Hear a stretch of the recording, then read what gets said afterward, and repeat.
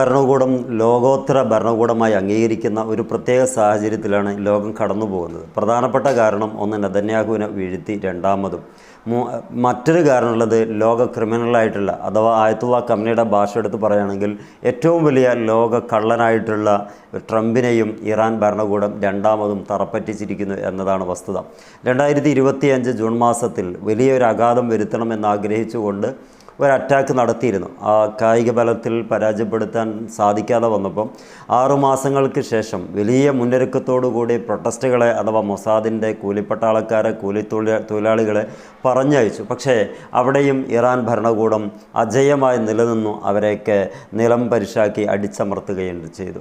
ഇവിടെയാണ് ഇനി എന്ത് ചെയ്യണം മല്ലയ്യ എന്ന് ചോദിക്കുന്ന രീതിക്ക് ട്രംപും അതേപോലെ തന്നെ ആ ജാരസന്ധതിയായിട്ടുള്ള നെതന്യാഹുവും കടന്നു വരുന്നത്.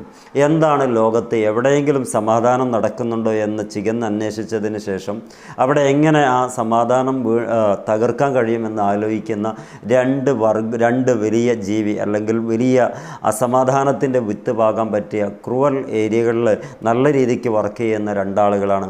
ഒന്ന് നെതന്യാഹു, അതുപോലെ ഈ ട്രംപും. ഈ രണ്ടാളുകൾക്കും നല്ല ചെകിടത്തടി കിട്ടിയപ്പം അവർ ഓടിയ വഴി അറിയില്ല എന്ന മട്ടിലാണ് ഇപ്പോൾ ഉള്ളത്. ഇപ്പം നിലവിൽ എന്താ സംഭവിച്ചതെന്ന് വെച്ചാൽ പ്രൊട്ടസ്റ്റുകാരെയൊക്കെ എല്ലാ ആളുകളെയും അവരവരുടെ ജയിലുകളിലേക്ക് കൊണ്ടുപോയി എല്ലാ വീട്ടിലേക്ക് എല്ലാ അർത്ഥത്തിലും പറഞ്ഞയക്കുകയും ചെയ്തു. ചിലരെയൊക്കെ ഒരിക്കലും വരാത്ത സ്ഥലത്തേക്ക് പറഞ്ഞുവിടുകയും ചെയ്തു.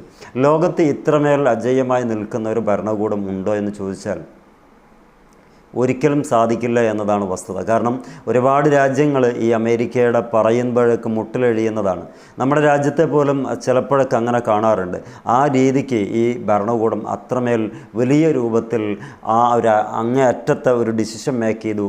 എത്ര വലിയ ആ ഒരു സംഘർഷമാണെങ്കിൽ പോലും ഞങ്ങളതിനേക്ക് തകർക്കും, അതിൽ യാതൊരു തർക്കവുമില്ല എന്ന് പറയുന്ന ആയത്തുള്ള ഖമനയുടെ ഒരു വല്ലാത്തൊരു ക്യാപ്പബിലിറ്റി, മാനസികമായിട്ടുള്ളൊരു തയ്യാറെടുപ്പ് അത് കണ്ടപ്പോഴേ മൊസാദിന് മനസ്സിലായിട്ടുണ്ട്. ഇനി ഇവിടം നല്ല ഭൂമിയല്ല, നേരെ തിരിഞ്ഞ് നടക്കല എന്നുള്ളത്. പക്ഷേ ഒരാളെയും വിട്ടില്ല. എല്ലാ സംവിധാനം, ട്രെയിൻ സംവിധാനം, ബസ് സൗകര്യം, എല്ലാ സംവിധാനങ്ങളും നിശ്ചലമാക്കിക്കൊണ്ട് ദിവസങ്ങളോളം അരിച്ച് പെറുക്കി ആ രാജ്യത്തിൻ്റെ ഭൂമികയിൽ എവിടെയെങ്കിലും ഒരുത്തൻ അത് മൊസാദിൻ്റെതായിട്ട് കിട്ടുമോ എന്നുള്ളത് ഒരുപാടെണ്ണത്തിന് കിട്ടി.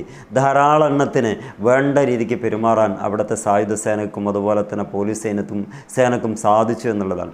ഇവിടെയൊക്കെ ഒന്ന് മനസ്സിലാക്കാനുള്ളത്, ഇത്തരം ആളുകളൊക്കെ സപ്പോർട്ട് ചെയ്യുന്ന മൊസാദിൻ്റെ കൊള്ളരുതായ്മകളെയും അതേപോലെ തന്നെ നീതീകരിക്കപ്പെടാൻ ഒരിക്കലും സാധ്യതയില്ലാത്ത നെതന്യാഹുവിൻ്റെ ഇടപെടലും ഒരിക്കലും അങ്ങേയറ്റം സമാധാനത്തെ ആഗ്രഹിക്കാത്ത ട്രംപിൻ്റെ നിലപാടുകളും എങ്ങനെയെങ്കിലും ഒന്ന് നല്ല രീതിക്ക് വൈറ്റ് വാഷ് ചെയ്യണമെന്ന് ആഗ്രഹിക്കുന്ന ആളുകൾ ഒരുപക്ഷെ വീഡിയോ കാണാനിടയാം. നിങ്ങളൊക്കെ ഒന്ന് മനസ്സിലാക്കണം, ലോകത്ത് ഇറാൻ എന്ന് പറയുന്ന രാജ്യം തകർന്നാൽ ഏറ്റവും കൂടുതൽ ആർക്കാ പരിക്കുപറ്റുക? ഈ ഇന്ത്യക്കാണ്. ഇന്ത്യക്ക് പരിക്ക് പറ്റാൻ കൂടുതൽ കാരണമുണ്ട്. ഒന്ന്, ആ മിഡിൽ ഈസ്റ്റ് ഒന്നാകെ അരക്ഷിതാവസ്ഥയിലേക്ക് പോകും.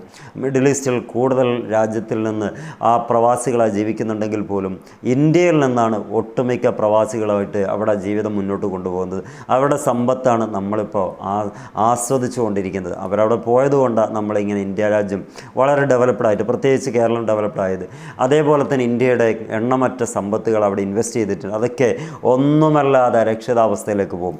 അതുകൊണ്ടെങ്കിലും നമ്മുടെ രാജ്യത്തോടുള്ള കൂറുണ്ടെങ്കിലും ഈ ഇറാൻ തകരരുത് എന്നെങ്കിലും പറയാൻ ഓരോരുത്തരും മനസ്സിലാക്കണം. പറയുന്നില്ലെങ്കിൽ പോലും മിണ്ടാതെയെങ്കിലും അതൊന്ന് സൈലൻ്റായിട്ട് മനസ്സിലാക്കണം.